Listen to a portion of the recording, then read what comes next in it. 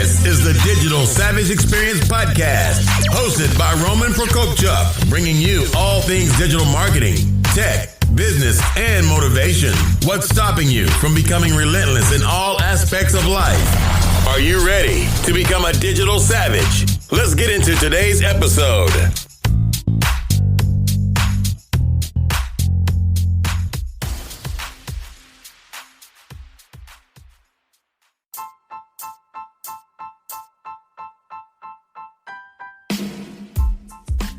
Hey everyone, this is Prokopchuk, and this is the Digital Savage Experience Podcast. Today I have with me Daniela Gilet. Daniela is the host of the Life Business Trailblazer Podcast. It's a podcast for creatives and innovators desiring to forge a new trail for their life and business. Thank you for joining me today. Thank you so much for having me, Roman. I'm definitely excited to be here and look forward to the conversation that we're going to be having today. My pleasure. So tell me a little bit about your journey. How did you get to where you are today? Oh my goodness, where do I start? I feel like my life should be a movie. So long story short is that I was born in Haiti, and my family and I moved to the United States in 1994, and at that time I was 3. And so we settled in St. Louis, Missouri, and so that's really where I spent most of my young adulthood. And then in August of 2011, I decided to transition to another school. And so I moved to Florida, and I've pretty much been here ever since.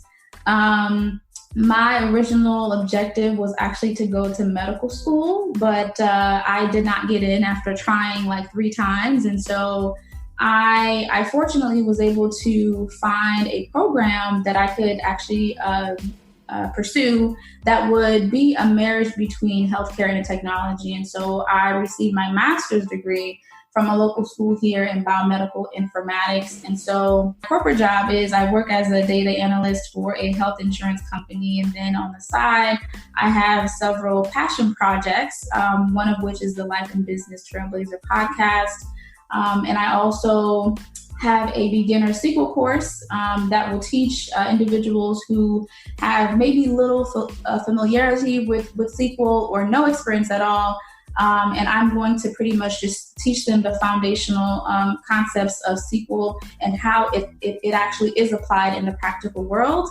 And then I also recently released a resume writing service. And so for anyone that is interested in modifying and amplifying their professional skills, and I definitely will leverage those skills for them, and I'll definitely assist them in amplifying that. But really, my journey started with me in St. Louis, and I am someone that really enjoys building community. I think that we can get so much further when we are working as a collective, and so I have my podcast as a space that will really be a buffer and safe place for individuals like myself who have a corporate job and they just want to learn more. They want to build on existing skills or projects, and they really want to experience an amplified life. And so I have those spaces. And so a lot of my experiences, both professionally and personally, have allowed me to be the person that I am today. I'm a very evolved person. And I definitely enjoy uplifting and empowering others. And so that's really my story. That's awesome. And you being a first generation immigrant, obviously you came here, like you said, 3. I came to the US when I was 5 with my family from Ukraine. So how do you think that kind of influenced your development, or, you know, how did that help make you become who you are in terms of obviously coming from Haiti in terms of an economic situation, you know, isn't the best. Ukraine was still under the Soviet Union when I came over, and the government's very corrupt there. So I think that helped mold who I am. How did that kind of help define who you are? Wow, I feel that my parents did a wonderful job in instilling humility in me. Being that they, you know, I'm a first generation American. We did not have a lot of resources, financial resources, when we came here. And so my parents struggled a lot. And so watching them struggle definitely instilled humility, but then it also instilled a great work ethic. because my parents are very, very strong people. And those are traits that you typically see in families that move from a different country into the U.S. And so I have a lot of humility, and I feel that my ambition and my drive is definitely what continues to allow me to succeed today, because I am someone that I don't give up so easy. I'm willing to fight the good fight, and my parents definitely did a wonderful job in instilling those two characteristics inside of me. A lot of people that move to the U.S. from a different country, they're faced with many obstacles, and one of which is assimilating. You're trying to understand this culture, and you're trying to find a way to ingrain your culture into this American culture and still try to find some kind of balance. And so I feel that for me, my experiences in kind of assimilating have humbled me, because I do remember the times where my friends would actually make fun of the way that we dressed, because we always had barrettes in our hairs and, we spoke a little funny. And so I recall those experiences, and I don't fault people who bullied me, but I think that it definitely gave me a better understanding in how to treat people and how to build community, which is something that I'm really, really big on. Yeah, I agree. I think it adds to kind of one's own emotional empathy, or EQ. And then, as you know, a lot of tech founders, different company founders, are first generation immigrants, or the children of immigrants, and that kind of define that grit and what they had to overcome, adds to their successes, because regardless of what we're dealing with in the US, obviously the whole pandemic thing is global now, but it's still a free market. You're not governed, by corrupt governments or other situations like in other countries. So I think it's still something where many immigrants come here, and with that kind of passion and that grit, and it fosters a environment of growth, and they kind of, fast track to their goals based on their experiences. Right.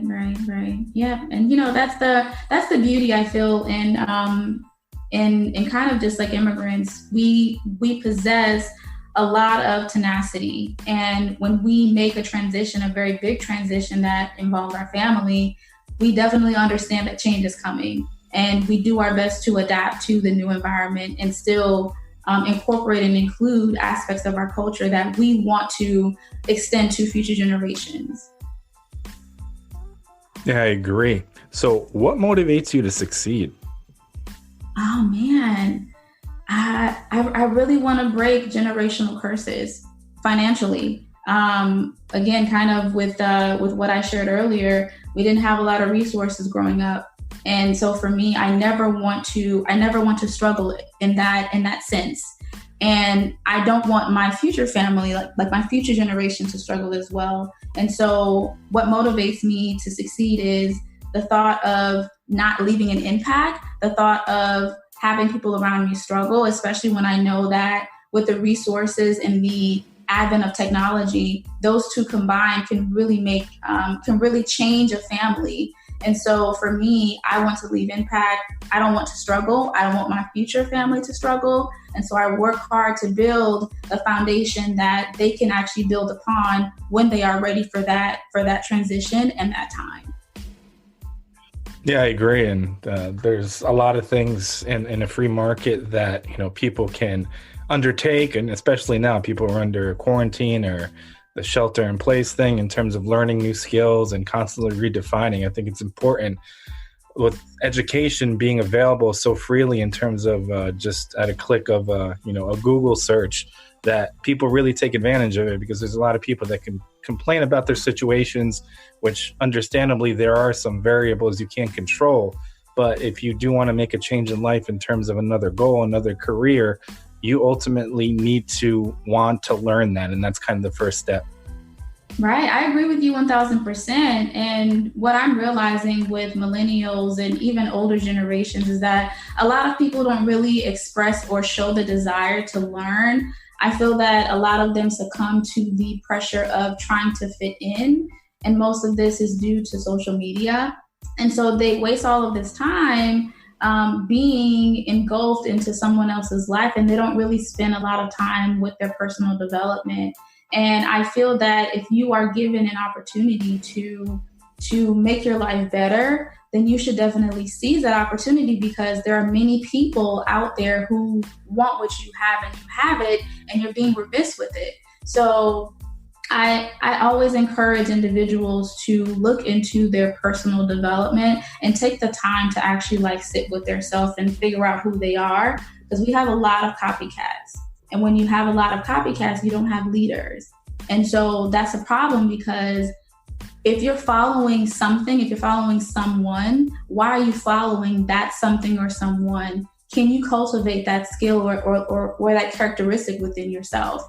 So people need to really figure that that part out about them, and not really succumb and try to fit into something that they probably should not be affiliated with. Yeah, I agree. And obviously, social media is an inaccurate depiction of one's life. I mean, it's a highlight reel. Oftentimes, a lot of things are staged, especially in the quote unquote influencer space. And I think it's important to kind of, share your story and be who you are, even, on interviews, on podcasts or in-person interviews or building your brand. I think it's essential to tell your own story, because it is impactful regardless of what an individual may think of it, and it may impact someone, and not tell the story of who you want to become in 5-10 years. So kind of avoiding that fake it till you make it, but being honest and adding value, I think is the right direction to go.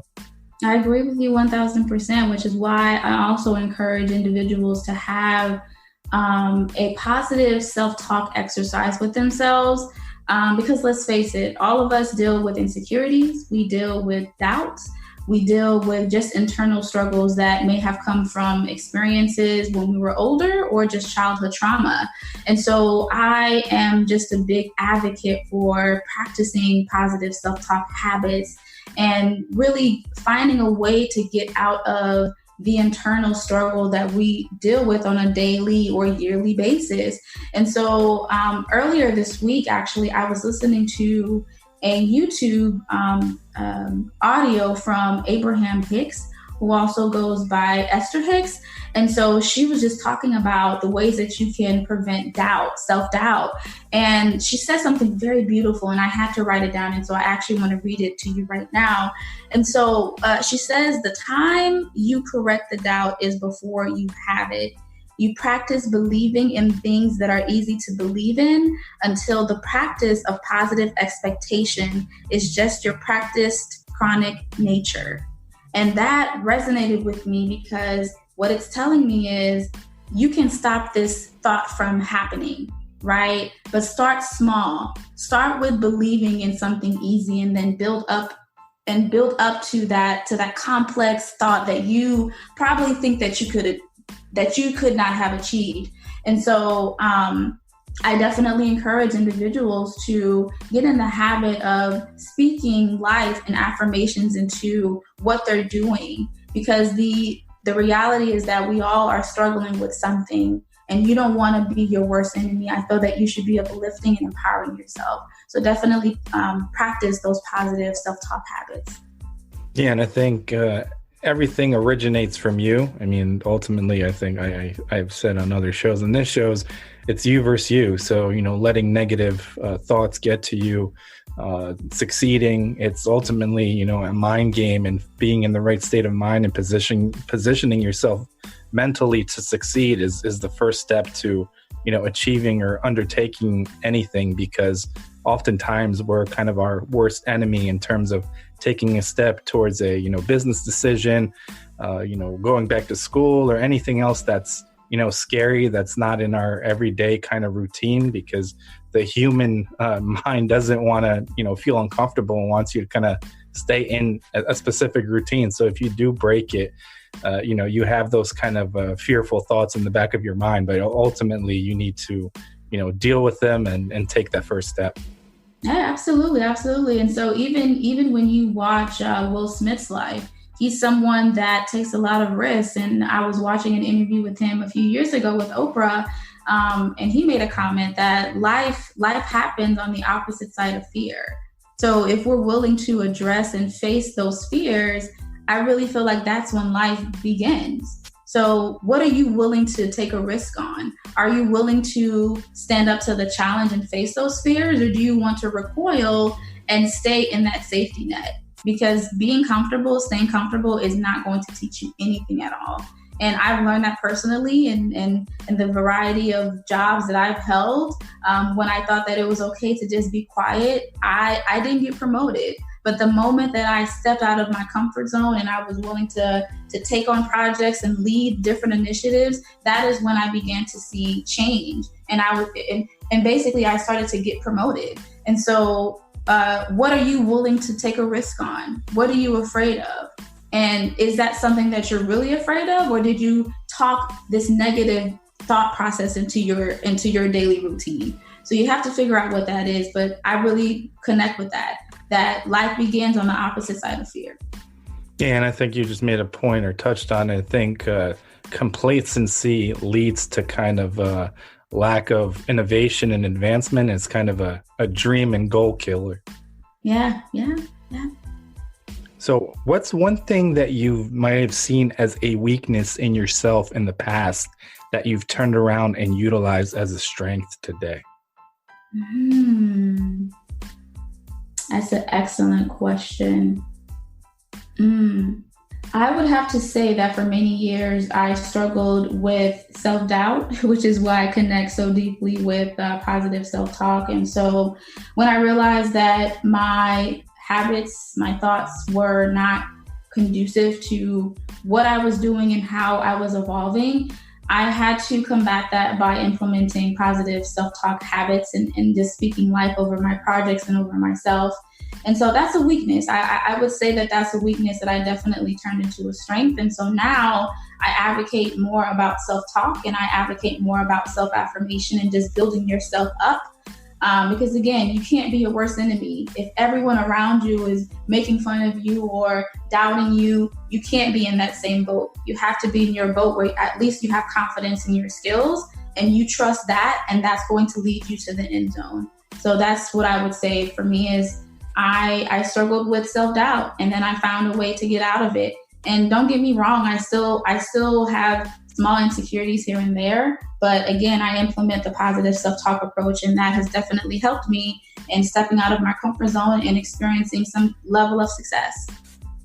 Yeah, I agree. And I think despite what you see on social media, not everybody isn't 100% of the time motivated all the time.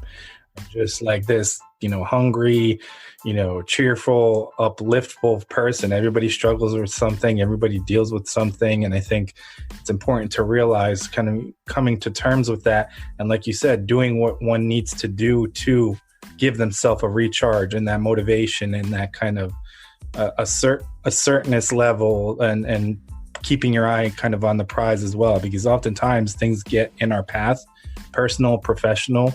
I mean, last year I've had a lot of, family stuff, a lot of stuff with the foster kids, my grandfather passing away.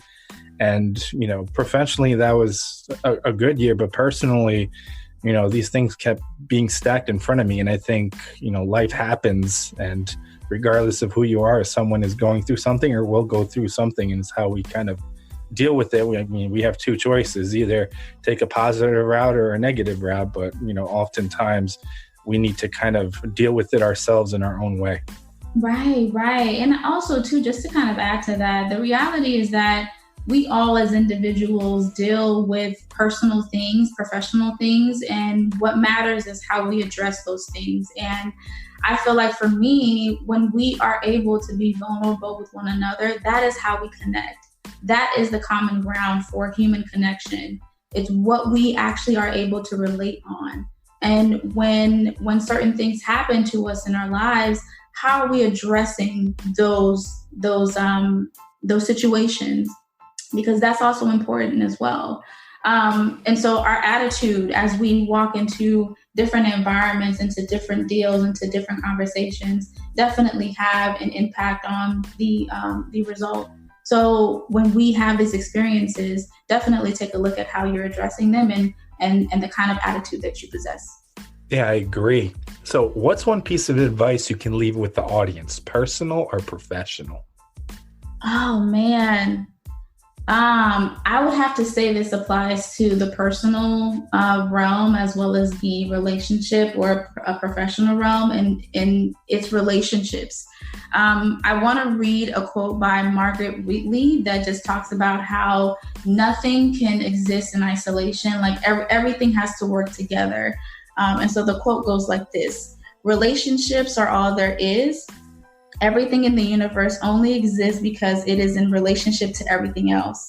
Nothing exists in isolation. We have to stop pretending we are individuals that can go it alone. And I want to highlight this quote because a lot of people think that they can get somewhere just by doing it themselves. But there's power in community. There's power in being a collective. And so look at your surroundings and identify the areas that definitely can be amplified.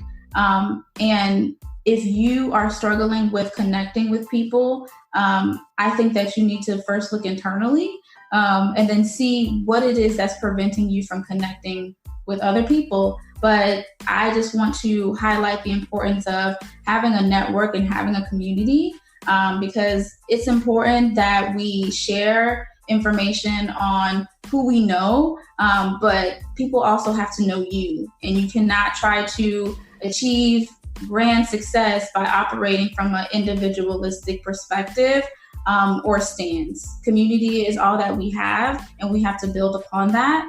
And the last thing that I definitely want to share is that I have this new coinage phrase that is called lifestyle interdependency. And so essentially what that means is that everything around you is dependent on each other and they must work in harmony for the betterment of you.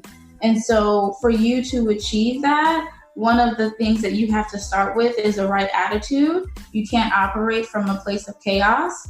The second thing is that you have to acknowledge that everything is a community. Everything must work collectively. And you can't try to reach success by yourself. And the last thing is that once you identify that things cannot exist alone, you have to apply action. So look into the different realms of your life and see how they can be conjoined together, and then from that point, continue to practice and implement those habits, and you'll definitely experience success and more happiness in your personal and professional life. Yeah, I agree. And I think it's important you touch upon in business or anything else, you only get so far by yourself, I guess, going fast or like going far, whatever the saying is. So having like the right support system, like-minded people around you that you can spit ideas off, and people like mentors also that can put kind of a fast track to your goals and help you avoid some of the pitfalls you may be dealing with, but some of the things they've dealt with already, and you can kind of, learn from it and pivot from some of the mistakes you may make. Correct. And there is a book out there that is called Never Eat Alone by Keith Ferrazzi that I highly recommend that your listeners listen to. It definitely amplifies the importance of community and that your net worth, in a sense, is dependent on your network. So you have to just build those social ties because, again, we need other people to really get to that elevated place in our personal life and in our professional life. So definitely check that book out. Yeah, I agree. Thank you for that recommendation. So I really appreciate you stopping by today. Can you let the audience know how they can find you? Absolutely. And thank you again for having me. For the podcast, you can follow us on Instagram and Facebook. The handle is THE, L as in Larry, B as in boy, Trailblazer Pod. If you have any questions about lifestyle interdependency, then you can certainly reach out to me directly. And my email is D as in Deborah, period, D as in Deborah, ORILUS @hotmail.com. And if you want to connect with me on Facebook, then you can certainly find me under the name Daniela Gilet. Awesome. Thanks again for stopping by. Thank you again for having me, Roman.